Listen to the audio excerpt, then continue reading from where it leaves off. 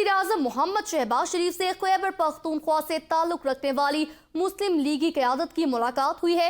मुलाकात में मौजूदा मुल्क की सियासी सूरत हाल पर भी गुफ्तगू की गई। खैबर पख्तूनख्वा के आइंदा इंतखाबात पर तफसीली मुशावरत गुफ्तगू का हिस्सा रही है। शुरका ने वज़ीर-ए-आज़म को बजट 2023-24 में खैबर पख्तूनख्वा और कबायली अजला की तरक्की के लिए इक़दामात की शमूलियत पर खराज तहसीन पेश किया। सरकारी एलामिये के मुताबिक इस मौके पर वज़ीर-ए-आज़म ने कहा, खैबर पख्तूनख्वा को तरक्की और अमन का गहवारा बनाकर रहेंगे।